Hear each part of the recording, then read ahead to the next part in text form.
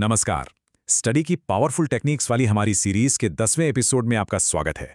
आज हम एक ऐसी मेथड पर बात करने वाले हैं जो सच में पढ़ाई करने का तरीका बदल सकती है, खासकर तब जब पढ़ाई थोड़ी बोरिंग लगने लगती है।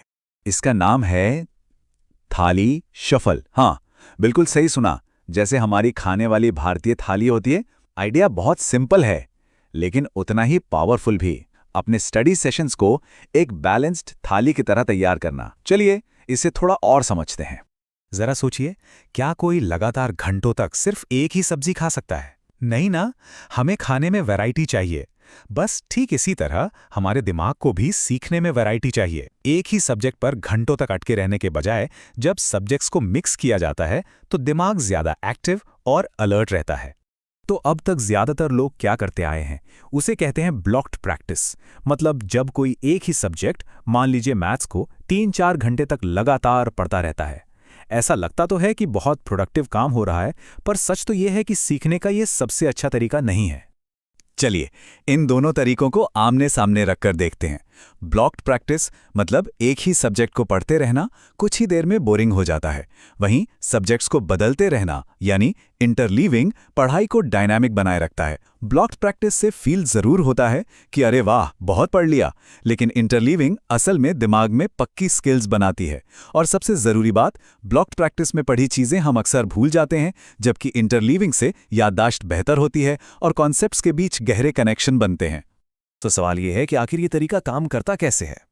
इसके पीछे एक सॉलिड साइंस है।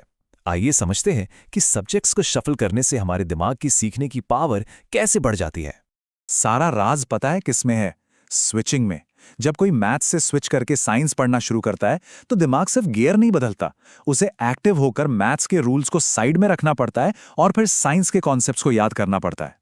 यही जो स्विच करने का एक्शन है ना, यही याददाश्त को मजबूत बनाता है। ये दिमाग के लिए एक मिनी वर्कआउट जैसा है। इसे हम 3 आसान स्टेप्स में तोड़कर समझ सकते हैं। पहला, जबरदस्ती याद करना। हर बार सब्जेक्ट बदलने पर दिमाग को जानकारी को जबरदस्ती खींचकर लाना पड़ता है। दूसरा, कॉन्टेक्स्ट को समझना। मतलब दिमाग ये सीखने लगता है कि किस प्रॉब्लम में कौन सा तरीका लगाना है। और आखिर में ये सब मिलकर दिमाग में जानकारी के लिए मजबूत और फ्लेक्सिबल रास्ते बना देते हैं। ठीक है, तो ये तो समझ आ गया कि ये काम क्यों करता है, पर असली सवाल तो ये है कि इसे अपनी पढ़ाई में इस्तेमाल कैसे करना है। अब बारी है अपनी स्टडी थाली तैयार करने की, ताकि लर्निंग आउटकम्स को बढ़ाया जा सके। बढ़िया, तो चलिए सीधे एक्शन प्लान पर आते हैं। इस टेक्निक को आज रात से ही कैसे इस्तेमाल करना शुरू कर सकते हैं, ये बहुत ही सीधा और आसान है। ये रहा एक स्टेप बाय स्टेप प्लान।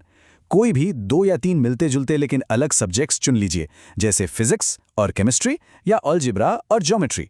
अब पहले सब्जेक्ट को 25 मिनट पढ़िए। जैसे ही टाइमर बजे तुरंत दूसरे सब्जेक्ट पर स्विच कर जाइए अगले 25 मिनट के लिए। उसके बाद 5 मिनट का एक छोटा सा ब्रेक लीजिए। ब्रेक के बाद पहले सब्जेक्ट पर वापस आइए, लेकिन इस बार कोई दूसरी तरह की प्रॉब्लम सॉल्व कीजिए। बस मिक्स करते रहिए, स्विच करते रहिए और रिपीट करते रहिए। देखिए, अगर इस पूरी चर्चा से सिर्फ एक बात याद रखनी है तो वो ये है, अपनी पढ़ाई को एक थाली की तरह बैलेंस करना। किसी एक ही सब्जेक्ट पर घंटों लगे रहने से कहीं बेहतर रिजल्ट देगा। ये कम समय में बेहतर सीखने के बारे में है, ज्यादा देर तक पढ़ते रहने के बारे में नहीं। और अब एक सवाल जिसके साथ आज का ये एपिसोड हम खत्म करते हैं। इस पावरफुल टेक्निक को जानने के बाद आज रात किसी की स्टडी थाली में कौन कौन से सब्जेक्ट्स हो सकते हैं, सोचिएगा जरूर। हमसे जुड़ने के लिए शुक्रिया और अगली बार तक सीखते रहिए।